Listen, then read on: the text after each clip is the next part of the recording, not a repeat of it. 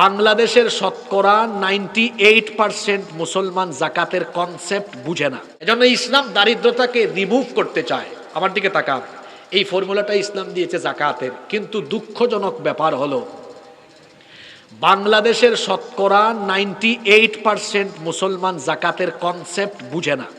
এমনকি আমার দেশের বহু আলেম জাকাতের কনসেপ্ট মানুষকে বুঝাইতে পারে না। আমাদের দেশের বেশিরভাগ মুসলমান জাকাত আদায় করে, এদের জাকাত আদায় হয়ও না। তারা অন্যান্য দান সৎকার মতো জাকাত দেয়, কিংবা অনুমান করে দিয়ে দেয়। জাকাত অনুমান করে দিলে হয় না, হিসেব করে দিতে হয়। অনেকে জাকাতের নামে তামাশা করে। কিভাবে? হাজীগঞ্জ বাজারে গিয়ে জাকাতের শাড়ি লুঙ্গি কিনে। কোন শাড়ি লুঙ্গি? যেটা বাজারের সবচেয়ে ফালতু শাড়ি আর ফালতু লুঙ্গি, একবার এরপরে আর পরা যায় না, এরকম শাড়ি বা লুঙ্গি এনে গরিব মানুষদেরকে ডাক দেয় যে অমুক বাড়িতে খান সাহেব, চৌধুরী সাহেব জাকাত দিচ্ছেন, জাকাতের শাড়ি লুঙ্গি বিতরণ করা হচ্ছে, যেটা একবারের বেশি দুইবার পড়া যাবে না। এরকম যারা জাকাতের নামে শাড়ি লুঙ্গি বিতরণ করে গরিবের সাথে তামাশা করে, এদের জাকাত আদায় হয়।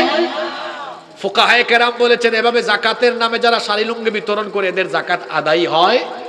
জাকাত দিতে হয় কিভাবে? দেখেন, জাকাতের খাত হলো 8টা। জোরে বলেন তো কয়টা? এই 8 খাতের মধ্যে প্রথম 2 খাতে রাখা হয়েছে কাদেরকে? ফকির এবং মিসকিনকে।